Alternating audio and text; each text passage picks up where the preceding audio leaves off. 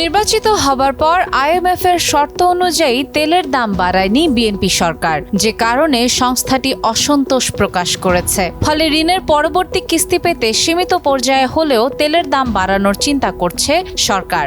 এক্ষেত্রে লিটার প্রতি জ্বালানি তেলের দাম ৫ থেকে ১০ টাকা পর্যন্ত বৃদ্ধি করা হতে পারে।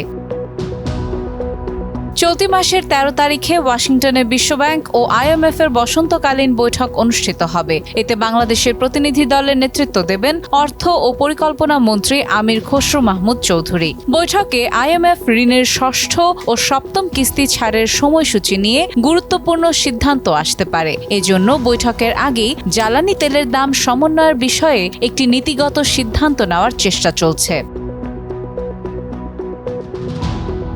সরকারি সূত্র বলছে, এপ্রিল মাসে তেলের দাম না বাড়ানোর ঘোষণা থাকলেও আন্তর্জাতিক বাজারে অস্থিরতা এবং বৈশ্বিক ভূরাজনৈতিক পরিস্থিতির কারণে চাপ বাড়ছে। বিশেষ করে মধ্যপ্রাচ্যে উত্তেজনা এবং তেলের দাম বৃদ্ধির প্রভাব দেশের জ্বালানি ব্যয়ে পড়ছে।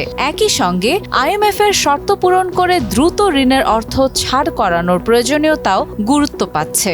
এ বিষয়ে সম্প্রতি এক অনুষ্ঠানে অর্থমন্ত্রী আমির খসরু মাহমুদ চৌধুরী তেলের দাম বাড়ানোর ইঙ্গিত দিয়েছেন। এই যে উচ্চমূল্য তেল গ্যাস কিনে এটা আমরা কতদিন চলতে পারবো? এটা তো সরকারি তহবিলকে প্রতিনিয়ত ক্ষয় করে ফেলতেছে। সরকারি তহবিল যদি এইভাবে খালি হয়ে যায় তাহলে তো আমরা জনগণের কাছে যে কথাগুলো বলেছি, যে সমাধানের কথা বলেছি, সমাধানগুলো দিতে পারবো।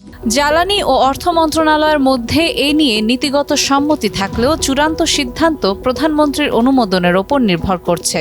শিগগিরই একটি প্রস্তাবনা প্রধানমন্ত্রীর কাছে উপস্থাপন করা হবে বলে জানা গেছে।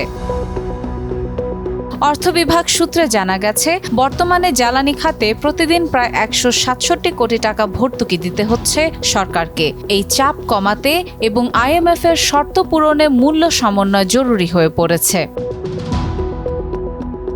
উল্লেখ্য, ২০২৩ সালের ৩০ জানুয়ারি শুরু হওয়া আইএমএফ-এর ঋণ কর্মসূচির বর্তমান আকার $৫৫০ কোটি।